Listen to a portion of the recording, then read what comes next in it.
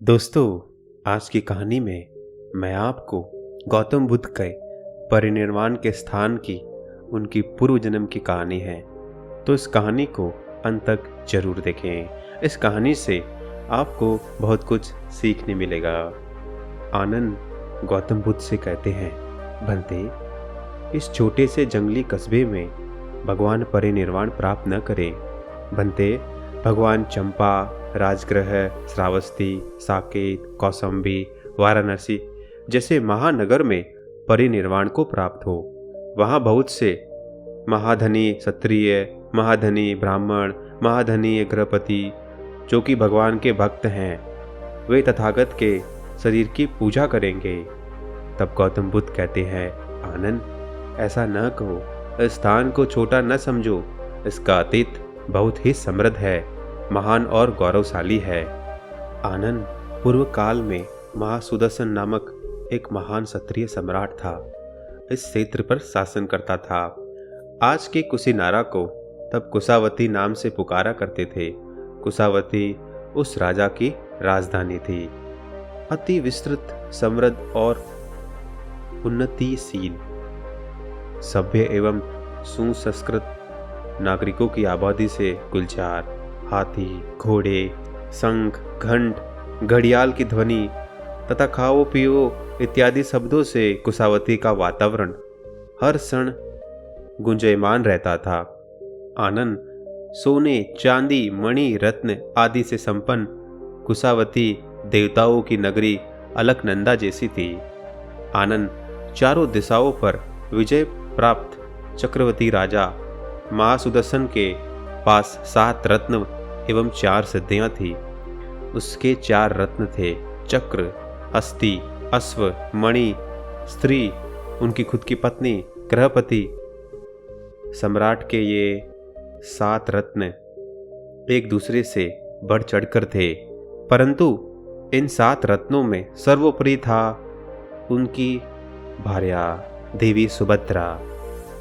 यथा नाम तथा गुण, अभिरूप, दर्शनीय, परम सुंदरी, सद्भाव की मृदु तथा चित्त को प्रसन्न करने वाली थी।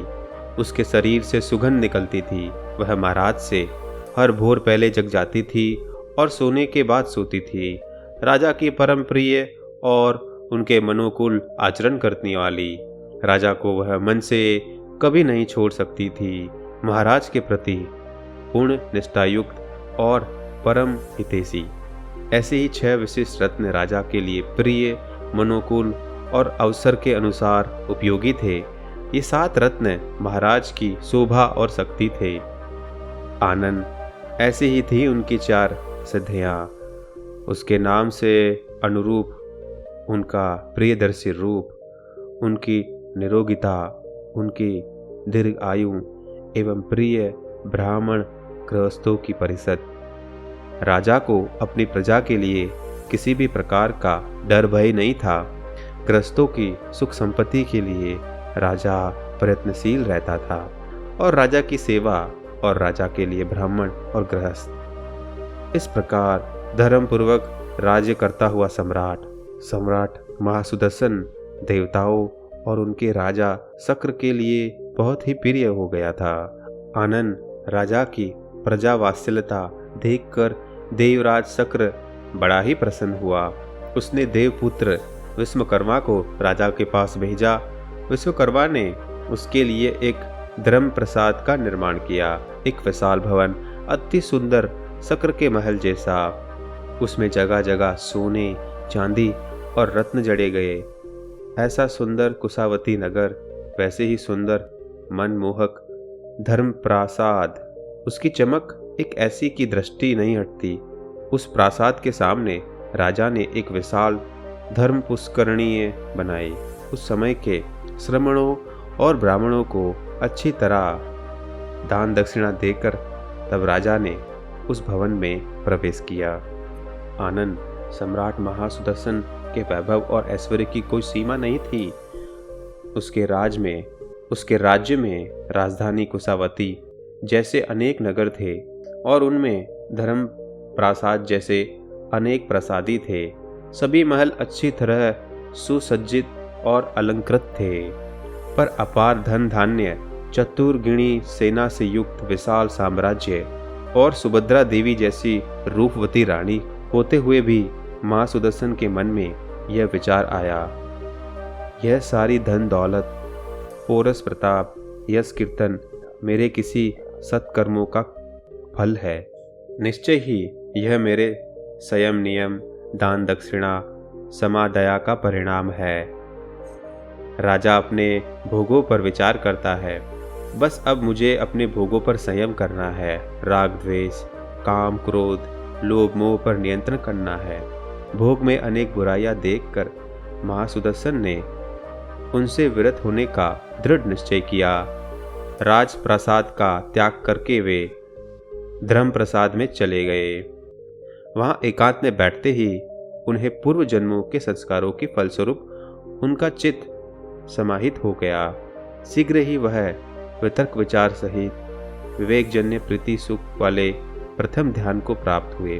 फिर क्रमशः द्वितीय ध्यान, तृतीय ध्यान, चतुर्थ ध्यान का अवगाहन करते हुए मैत्री युक्त चित्त को प्राप्त हो विहरने लगे। ध्यान की गहराइयों में प्रवेश करने पर उनका चित्त मैत्रीय, करुणा, मुदिता, अपेक्षा से व्यापक होने लगा। इस प्रकार महाराज ब्रह्म विहार में विचरने लगे। आनंद बहुत दिनों से महारानी सुभद्रा को महाराज के दर्शन प्राप्त नहीं हुए। उसने महाराज के दर्शनार्थ राजा प्रसाद से धर्म प्रसाद जाने का सोचा। अच्छी तरह स्नान कर स्वच्छ तन और मन से अपनी सहेलियों और सेविकाओं के सहित रानी ने राजा के दर्शनार्थ प्राप्त किए। साथ में विशिष्ट जन और सेना भी थी। प्रासाद के द्वार पर शोर सुनकर राजा वहां आए। उन्होंने देखा सुभद्रा द्वार पर खड़ी है। तब आनंद राजा ने किसी भृत्य को बुलाकर कूटागार से सोने का पलंग लाकर बिछाने को कहा। तदुपरांत महाराज महासुदर्शन स्मृति और संपर्क ज्ञान के साथ सिंह सैया में पलंग पर लेट गए। तब आनंद राजा को इस मुद्रा में देखकर महारानी सुभद्रा के मन में यह विचार उठा, महाराज की सभी इंद्रियां प्रसन्न है तथा इनके शरीर की आभा परिशुद्ध दिखाई देती है। कहीं महाराज शरीर का त्याग तो नहीं करने वाले।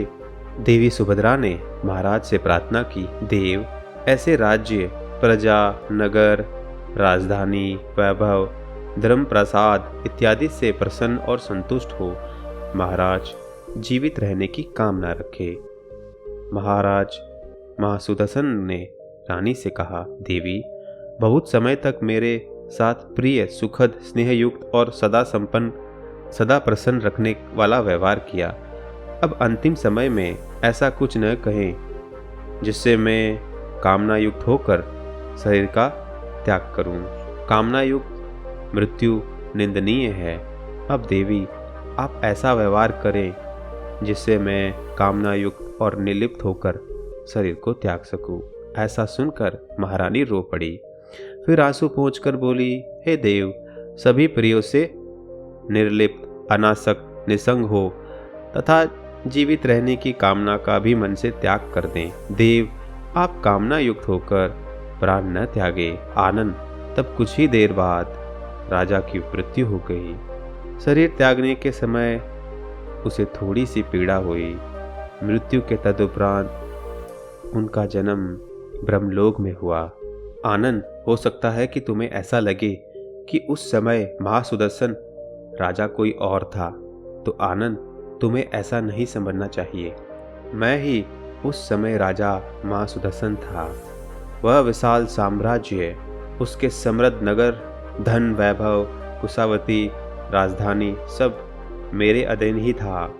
पूर्व जन्मों में इस स्थान पर 6 बार मेरी मृत्यु हो चुकी है। आनंद देखो आनंद, ये सभी संस्कार क्षीण हो गए, निरुद्ध हो गए। आनंद इसी तरह सभी संस्कार अनित्य है, सभी संस्कार अध्रुव है, विनाशी है, अस्थायी है। सभी विचार अनित्य है, आते हैं, जाते हैं, खत्म हो जाते हैं, फिर आते हैं, फिर जाते हैं, खत्म हो जाते हैं।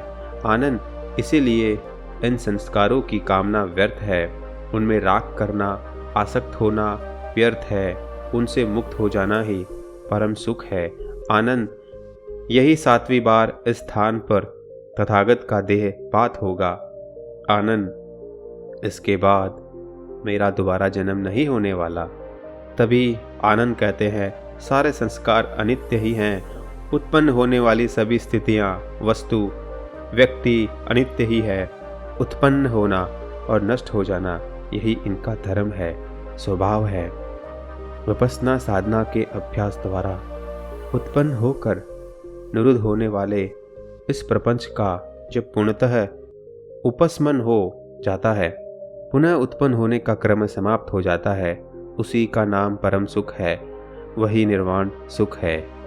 दोस्तों, इस कहानी में गौतम बुद्ध जिस स्थान पर निर्वाण प्राप्त किए थे, वहाँ उनका 6 बार जन्म हुआ था और 7वीं बार वे बुद्ध होके मरे थे। तो इस कहानी से हमें ये शिक्षा मिलती है कि जीवन में अनित्यता है। जो उत्पन्न होता है नष्ट होता है। जैसे हमारे शरीर में अगर आप ध्यान में गहरे जाओगे तो आपको ये आभास होगा, तुम्हारा शरीर परमाणुओं से बना हुआ है, अणु अणु से बना हुआ है, और वो अणु 1 सेकंड में बहुत बार मिटते हैं, मरते हैं। उसी के कारण मनुष्य बच्चे से बूढ़ा इंसान बनता है और मर जाता है।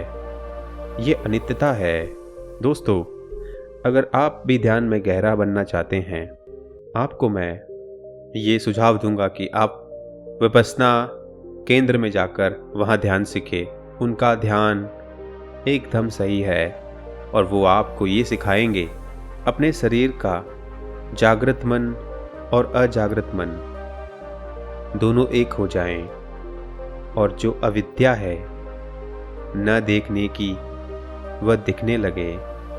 अगर आप देखेंगे तो हमारा शरीर छोटी छोटी चीज़ों पर प्रतिक्रिया करता है। छोटी छोटी एक आवाज़, एक स्पर्श, एक हवा, छोटी से छोटी चीज़ पर प्रतिक्रिया करता है। पर ये उस ध्यान से ही पता चलता है। हमारा जागृत मन बहुत कम चीज़ें समझता है, परंतु अजागृत मन प्रतिक्रिया करता है, उसे कुछ नहीं पता। तो इस ध्यान में आप जागृत मन और अजागृत मन दोनों को एक बना देते हैं। सब कुछ जागृत हो जाता है और जागना ही अविद्या को दूर करना ही है। और गौतम बुद्ध ने अपने मार्ग में यही किया था। इन्हीं से ही वह बुद्ध बने थे। हमारे इस वीडियो को यहीं ख़त्म करते हैं। अगर आपको ये वीडियो अच्छा लगा हो तो एक लाइक कर देना, चैनल को सब्सक्राइब कर लेना और अपने दोस्तों के साथ इस वीडियो को ज़रूर बांटना। धन्यवाद।